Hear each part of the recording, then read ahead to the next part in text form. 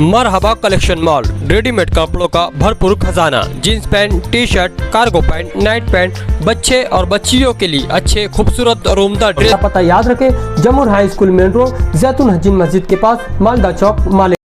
Corporation को लेकर के मालेगांव के लोग बहुत ज़्यादा मायूस हैं। कारपोरेशन के ऑफिसरान, कमिश्नर समेत कोई काम करता नहीं है, ऐसा हमारा मानना है।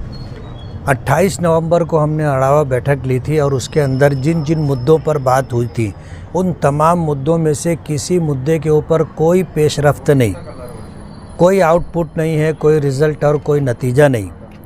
अंडरग्राउंड ड्रेनेज हो, साफ़ सफाई हो, पानी हो, इसी तरह अतिक्रमण हो, और जो काम शहर भर में चल रहे हैं उन कामों को ले करके, जिसमें फ्लाईओवर, ब्रिज है, ऐसे तमाम मुद्दों के ऊपर हमारी बातचीत चली, लेकिन पिछले 1.5 महीने में कोई आउटपुट नहीं।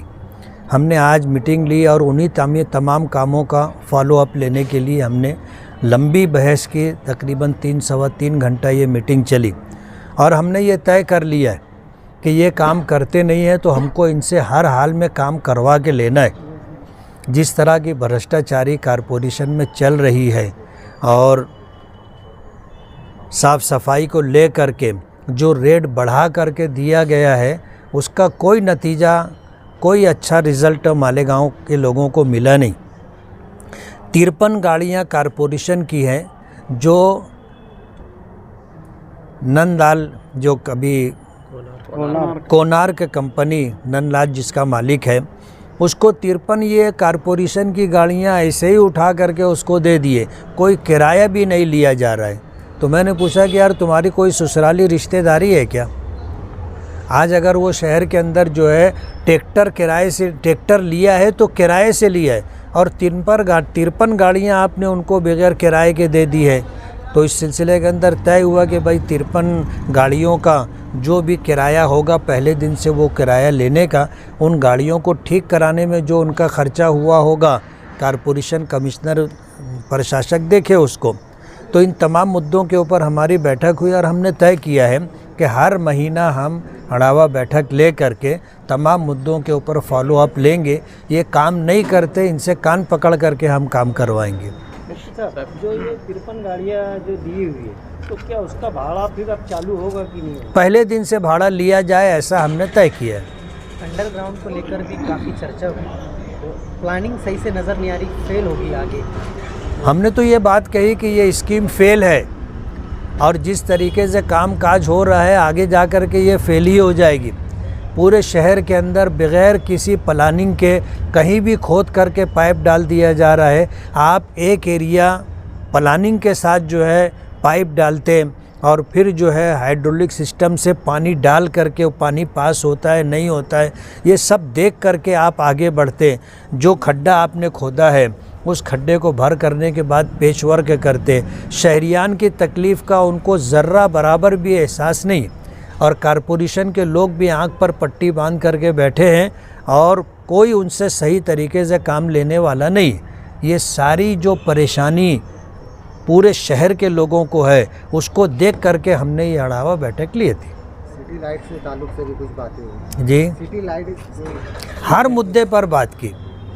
क्या है, साफ़ सफाई कहो, पानी कहो, अंडरग्राउंड ड्रेनेज कहो, अतिक्रमण कहो, लाइटिंग कहो और हेल्थ कहो, ये सारे मुद्दों पर हमने बात की। सर, अभी फिलहाल जो है मालेगांव शहर में किरीट सोमैया आए थे, उन्होंने कहा दिए जाते हैं और उसके बोलने के बाद में दूसरे-तीसरे दिन SIT गठित कर दी गई है। SIT की जांच जो है वो अब शुरू हो जाएगी 1-2 दिन में।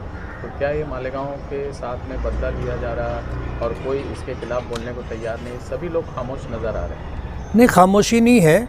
बात यह है कि मालेगांव को टारगेट किया गया और माजी में माजी आमदार ने ये कहा था कि हम रोहिंग्याई लोगों को यहाँ बसाएंगे। एक रोहिंग्या यहाँ बसा नहीं, एक बांग्लादेशी आकर यहाँ बसा नहीं, लेकिन मालेगांव जो है निशाने पर आ गया। और आज ये इल्ज़ाम लगाया जा रहा है कि यहाँ पर जो है रोहिंग्याई लोगों को, बांग्लादेशी लोगों को पैदाइशी सर्टिफिकेट दे करके यहाँ बसाया जा रहा है और हमारे चीफ मिनिस्टर फडणवीस साहब ने जो है एसआईटी टीम भी तश्कील दे दी है, जिसमें नासिक डीआईजी को जो है उसका सदर बनाया गया है। उसमें कलेक्टर है, एडिशनल कलेक्टर है, पुलिस कमिश्नर है, इन लोगों को जो है एसआई टीम के अंदर शामिल किया गया है। मैं पूछना चाहता हूं कि क्या मालेगांव से आज तक कोई रोहिंग्या या कोई बांग्लादेशी गिरफ्तार हुआ है क्या? ये बिल्कुल खोटा इल्ज़ाम है। और बड़े बड़े मामलात के अंदर सरकार एसआईटी टीम तश्कील देती है और इस मुद्दे को लेकर के आनन फानन जो है एसआईटी टीम जो है तश्कील दे दी गई। ये तो मालेगांव वालों के साथ जुल्म है, हमको बदनाम करने की कोशिश है। तो आप क्या करेंगे? अभी ये तो गठित तो हो गई, जांच तो होने वाली है, लोगों को परेशानी तो होंगी, जो दाखिले मिल रहे थे वो दाखिले मिलना भी बंद हो गए। क्या है कि इस सिलसिले के अंदर इंक्वायरी से हम किसी को रोकते नहीं। हम भी एक हिंदुस्तानी हैं और हम वतन परस्त और कौम परस्त लोग हैं। हम जो है दहशतगर्दी या इसी तरह दर अंदाज़ी करने वाले गैर कानूनी तरीके से देश में घुस करके लोग रहना चाहें, हम इसके ख़िलाफ़ हैं।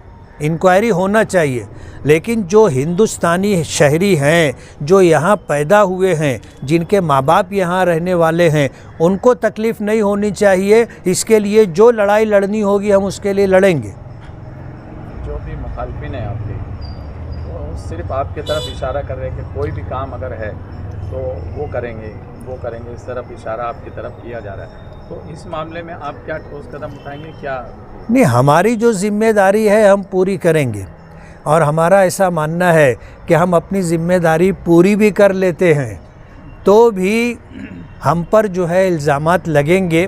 अपना दामन बचाने के लिए वो हर काम के लिए लोगों को हमारी तरफ भेज रहे हैं, ऐसा आपको भी पता है। और हम अच्छे से अच्छा काम भी कर लेंगे तो बात यही है कि जो हमारे सियासी मुखालिफिन है उसको मानेंगे नहीं, वो यही बोलेंगे कि जब ही टेढ़े टेढ़े उड़ रहे थे। आखिरी ये है कि असेंबली के अंदर किरीट सोमैया हो या फिर नितेश राणे हो, इसके बारे में आप आवाज़ उठाएंगे, कानूनी रास्ता अपनाएंगे या फिर एहतजाज का रास्ता? नहीं, बात यह है कि जमहूरियत में ये सारे रास्ते इख्तियार किए जाते हैं। जहाँ हमें धरना आंदोलन करना होगा, एहतजाज करना होगा, हम एहतजाज करेंगे। कानूनी लड़ाई लड़नी होगी, हम कानूनी लड़ाई लड़ेंगे। और असेंबली कानून साज इदारे के अंदर अपने हक़ के लिए और हम पर जो अन्याय हो रहा है उसके ख़िलाफ़ आवाज़ भी उठाएंगे।